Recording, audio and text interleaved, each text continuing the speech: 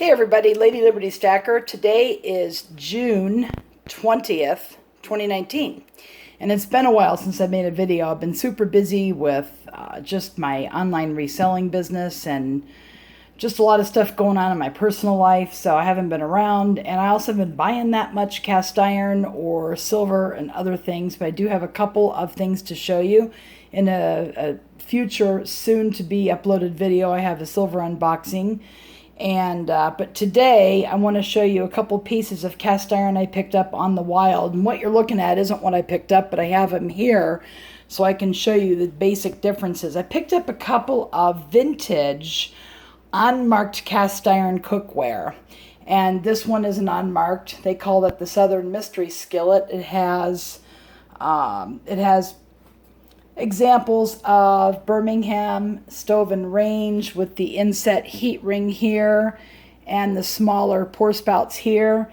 But this looks like kind of like a Wagner, if you will, the way they did their old handles. But it's very old, as you can see there.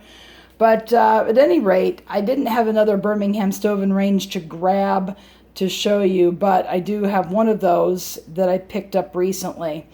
And just to bring you up to date, I went to they hold it once a year. It's an all-city garage sale. Went last year, bought a bunch of stuff, made a lot of nice sales with a lot of profit involved last year. But this year, they didn't have a whole lot out. It's an old town. A lot of the houses were late 1800s, early 1900s, so a lot of old stuff. This year, unfortunately, they had a lot of new stuff from China and clothes, and the night and day before it rained cats and dogs, so there were puddles everywhere. Their clothes and everything out was musty and wet, so it was not a great garage sale this year. And there was one guy selling a bunch of cast iron, but it was small logo Griswold, which is not quite as valuable as a large logo Griswold, which I've gone over in previous videos. But he wanted anywhere from $60 to $75 for those skillets, which still would have to be stripped, cleaned, and restored and reseasoned. And I thought that was way too high. And then on the way out of town, we happened to go by that particular garage sale, and all of the skillets were still sitting there several hours later. So he was way overpriced. But at any rate, after lunch, we were headed to the south of town, and we see a old pickup truck and a guy and his girlfriend or helper unloading old cast iron skillets. And luckily, this was my bag, because he had no bags or anything like that. And I did pick up a couple, so I'll show you what I got. And again, I'm going to direct you to, this is an old number 3. And I'm going to go ahead and talk about them and try to get it out of the bag here. Okay, and here's the other one. Whoops, sorry about that. I am holding the camera. This one has some rust, but that's okay. We're going to go ahead and put these in the light tank to soften the old seasoning and old crust. And then after that, we're going to give it a good old soak in vinegar. And if that doesn't quite do the trick, we can put this in a shortened version of a self-cleaning oven. That way you don't have warping and things like that. So we'll get right into it. This one here is an unmarked lodge, and the way I could tell it is this way. You have the large font on top. It's a 3, and it's got a notch at the 9 o'clock, 12 o'clock, and 3 o'clock positions on the skillet, and there's no notch down here. And it's got traditional lodge handle, but it's an old one. I have never run across one of these in the wild. Never. It needs some cleanup, but the nice thing was I got it for $2. $2. I don't think the guy knew what he had really, but this is a modern lodge, and you can tell this is the modern logo, and then the logo above that has lodge spelled out across in bigger font, with the O with the skillet there, and it's bigger than this. This is the most modern. You see a lot of this out at garage sales and thrift stores and whatnot, and it looks like old stuff, but this stuff was 1980s to the present day, and it's not old. And it'll always have made in the USA or USA, and that was required on any cast iron made after 1960. But this does not have made in the USA, but it was made in the USA. If you find anything kind of like this with the notches and it's not made in the USA, it'll say made in Taiwan or made in China or Korea or one of those. But this is a Lodge. And I have a link in the description that you can check out the website that I've talked about before. It's castironcollector.com, www.castironcollector.com. They have a whole section on identifying cast iron. So I'm going to go ahead and redo that for resale. And I'm not sure what I'll get, but I might be able to get 25 to 30 for it after I get it cleaned up. But $2, and it shouldn't take all that long to do. Now the next skillet is rusty, but I tested them both. There's no cracks. They're flat. Let me go ahead and move this over a little bit. Actually, I'll move this over with the Lodge. I don't want to, I've got to be careful. I don't want to scratch my countertop. That one is a Southern Mystery skillet, but it's kind of like this one. But what I want to show you with the Lodge, I did test it. There's no spinning involved. It's very flat. It's in very good condition. So this is what I look for when I'm out on the hunt for things to strip and reseason. Good bones. I don't care what it looks like. The cheaper, the better. So there you go. So that's an old vintage Lodge, and they were made in the early part of the 1900s, probably 1930s to 1950s, somewhere in there.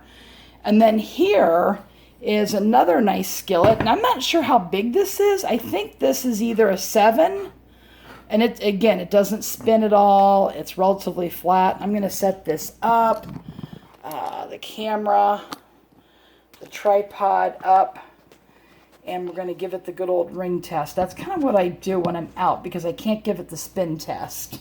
But I hold it up like so,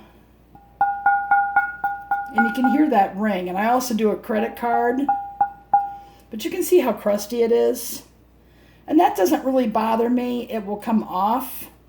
And again, I'm going to soften this in a lye tank, and I could end up putting this in a self-clean oven, but I'm going to see what the lye tank and vinegar will do first before I do anything else. And I know I don't do electrolysis yet. I don't do enough of these to make it worth the effort because I don't find that many in my area. But this is a Birmingham stove and range. It does have, I think it's a 7. You can see here a 7H. And it's got the inset heat ring. And the handle, you can see the handle looks just like a Birmingham stove and range. So I've got an unmarked number 7. It's going to be a real winner when I get it done. So that is a terrific find. And I'll show you again what they look like. So that is all. And I paid $5 for that one. And there was another one. He had an older Lodge, but it wasn't as old as that, so I passed on it. And the other ones were ones that I already had. So these were the 2 prizes, $7 for both of them. And for in my area, that's very, very good. We just don't have access to a lot of cast iron unless you know somebody in a scrapyard, and I don't, and they're in the dangerous parts of town, so I can't go there. So that's what I have, vintage old Lodge and a vintage Birmingham stove and range or BS&R. And one other thing I want to show you guys, I am in the reselling business, but cast iron does take a little bit longer to restore. And I'll show you those two when I'm done. But I also like to pick up Revere ware, and the kind to get if you're into reselling. And this is old, I like old cookware, is the, if you can see the double ring, 1801 Revere ware, copper clad stainless steel. And this has patent process, it says made under process patent. And this is an excellent example. I will kind of back off here so you can see that. When I found this, it was marked at $4. I got it at half price because it was a pink tag. Pink tags were half price. And it was kind of crusty and covered. And the inside was all right. But this was all kind of rusty. And this was all black and cruddy on the back. All I did was soak it in vinegar for about a day to a day and a half. And I periodically would scrub it with a Brillo pad. It's the kind that's rust resistant to get it like this. Somebody asked me one time, what do I do to get this Revere ware? This is the most collectible. Again, it's the double ring. And that's what you want, you know, if you're looking at collecting them for value or reselling them. But you want the kind that doesn't see where it's made. It just says, they all have the same patent number. And it says 1801 Revere Ware, and these are all made in the U.S. And the ones that are made a little bit later say Riverside, California, and then they say Clinton, Illinois. But when you see them like this, they were the original ones before 1968. So again, if you, and then I did a little barkeeper's friend to give it a final rub down, and this is in super duper shape. And this is my sales receipt. I paid $2. Pink Ware is $4. I got half off, $2. So that's a pretty cool deal. And then it came with the lid, and it's got all the hardware. Now the handle is dulled, but it's got all the hardware and it's intact.